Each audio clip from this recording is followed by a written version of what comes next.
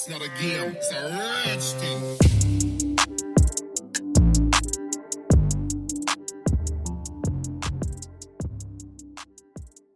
Hello, everybody, and welcome to the Fantasy Bros podcast. This week, we're talking Week 3 waiver wire ads. How you doing today, Justin? Pretty goddamn good. How about those Lions? Not good. Not good at all. Nope. But we're used to it, right? Life goes on. All right. Well, moving on to waiver wire ads for Week 3. Let's do something different this time. We're going to start with tight end. Save running back for last because I like it so much. It's my favorite. Save the best for last. Good for you. My tight end this week is Jordan Akins. I was tempted to go with Jordan Reed, but with Kittle coming back, I don't think he's going to be very useful. And he probably won't stay healthy anyways, let's face it. He's been pretty safe over the last couple weeks, Akins. 33 yards and a TD in week 1. 7 catches for 55 yards last week. He's been efficient. He's been safe. As long as Watson's going to keep targeting him like that and he's got the touchdown upside, I say why not? If you need a tight end, he's a pretty good pickup if you need one. I like it. Yep. All right. So what about you? I have Dalton Schultz of the Dallas Cowboys. Very nice. No Jarwin. Dak's going to be slinging it. Last week, I think Schultz had 10 targets. Wow. That's nice. I mean. Yeah, I actually looked into that today because you had mentioned it to me, and he looked good. I looked at his highlights. They're throwing him the ball a lot. He's got that really cool name, and I like cool names in fantasy. They're very important. Never underestimate a cool name in fantasy football. Yeah, it's just a cool name. I concur. Yeah, cool. Go grab him if you need him. So let's move on to, how about quarterback next? And I'm going to double down on Gardner Minshew. Idiot. Why? I don't know what what is it that you don't like about him? I just don't trust him. I don't like him. You don't like him? I don't like him. Well, I do. He's been very efficient in week 1. He had actually a better fantasy outing in week 2, even though, he threw those 2 interceptions and that really sad one at the end that cost him the game. Idiot. But he throws touchdowns. He's looking good. He also has a little bit of a rushing upside. He had 19 rush yards in both games. I think if you're desperate for a quarterback, if somebody got hurt, or if you just need that safe, solid, high-floor quarterback as your backup, going into bye weeks here pretty quick, I think he's the perfect quarterback for it if he's available. He's still available in our league, believe it or not. I think you should grab him. I'm not a believer, no. I refuse. All right. Well, then who's your guy? I'm going to go with a guy named Joe Burrow. Joe Burrow. Here's the funny thing. You drafted him, Yes. and after week 1, you dropped him immediately. I had bigger needs. Okay. So why then? Obviously, you believed him enough to draft him. Yes. So what? Look, it was like the 13th round. I believe in him, but I have Russell Wilson, and I'll worry about my backup QB when the time comes. He has an easy schedule. He's a good enough quarterback to do some damage. He's got some weapons. I believe in him. If you're struggling at that position, quarterback position, pick him up. Yeah, the whole rookie thing bothers me. It always has, especially with quarterbacks. But like you said, his schedules are important. You have to look at everything in fantasy. Schedules, consistency, injury history, everything. You have to look at everything, and schedules very important. So that is a good point. All right, so let's move on to wide receiver because we're saving running back for last. And I have Keelan Cole. I think I'm saying that right.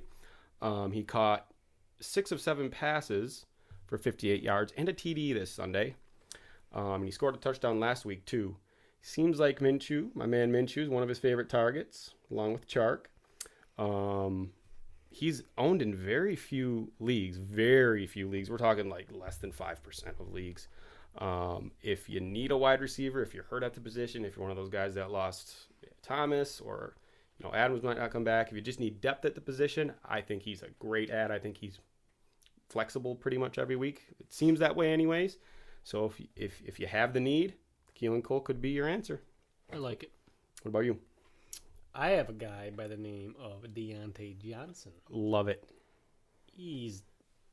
What did he have? 23 targets in the first 2 games? Right. And I don't think he's going to be that available in a lot of leagues. He's only available in one of my leagues, which happens to be my 8-man league or 18 league. Mm-hmm.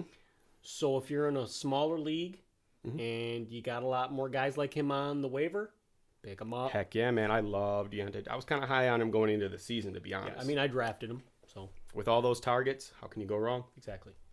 All right. Last but definitely not least, the running back position, and I have Jerick McKinnon. Jerick McKinnon looked amazing after Mostert went down, and I was really high on him when Mostert was out. Now that we know Coleman is out, he is a must-add in all formats. He looked good with the ball. He did something big with the ball pretty much every time he touched it. I mean, he had 77 yards on 3 carries and a touchdown this past week. Not to mention the 3 times he rushed the ball for 24 yards the week before with 3 passes for 20. So when he's touching the ball, he's doing things with it. And when Coleman was in, splitting carries with him. I say splitting carries, but Coleman had 14 rushes for 12 yards compared to the 3 rushes for 77 with Jerick McKinnon. I mean, it's pretty obvious, Efficiency. right? That's It's pretty amazing. obvious. I think if he's available in your league, you try to get him. If you can get him, you definitely get him. He should be your number 1 waiver priority if you have any need at that position. Feel special. What's that? I said you feel special. If you have high waiver priority and you can get him? Yeah. It's a good feeling to have that waiver priority, but if you have that priority, you probably suck. Kind of like me right now. Yeah, you'll figure it out. Hopefully. I need Derrick Henry and Todd Gurley to start scoring touchdowns or something. They're getting the volume. They're just not doing enough with it. But, we'll see what happens. What about you? What do you have? I have, and I'm not really high on this guy as far as running backs are concerned. Mm-hmm. Deion Lewis. Deion Lewis. Yeah. And it depends on this whole Freeman thing. I'm not a real... Well, wait, hold on. We actually just got news that Freeman signed a $3 million contract for 1 year. So Freeman is going there. Cool. I'm not a believer in Freeman. Okay. He will not be involved in the pass game as much as Deion Lewis. All right. I think Freeman's probably going to break his leg in the first game or 2. And Deion Lewis is going to be the guy. He may not be your RB1 or your RB2, but he potentially will be flexible. At least have him on your roster. Keep an eye on him.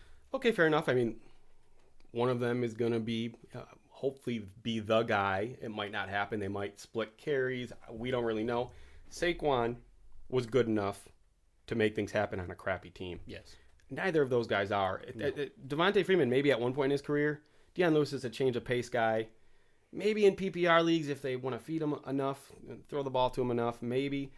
That's just not one of the guys that I'm looking at this week. But okay. So, honorable mentions. Do you have any? I have an honorable mention. I think in a PPR format, Cole Beasley is worth having on at least your bench. Here we go. Hear me out. He's Here a we go. little squirrely guy. So 5'8". He gets open. He's still taller than you at 5'8". You can relate. You like the little squirrely guy. 5'7.5". We're pretty much the same height. Okay. I like him. He gets open. Mm-hmm. He's a good football player. Okay. PPR setting, I think you could make an argument for him. He can definitely be a menace. He's quicker than you think. He's definitely menacing. Maybe in a PPR league, gets enough passes. Sure. It's just not on, like I said, not high on my list. My honorable mention is Mike Davis. It's pretty obvious. Yeah. McCaffrey's down. Yeah. The guy's going to at least get the volume, and volume is very important in fantasy. And even if they give him the ball 20 times and he racks up 80 yards and a score, it's well worth it. He's probably not going to put up McCaffrey numbers. Very few people can. But I think if you have a need at that position, I think you got to go for him. He's right up there with McKinnon, in my opinion. He's going to at least get the volume. I agree. Okay. All right. I guess that's it for this week. Thanks for watching, everybody. Don't forget to subscribe to our podcast on YouTube, and we'll see you next week. Stay Thanks. classy. And stay classy.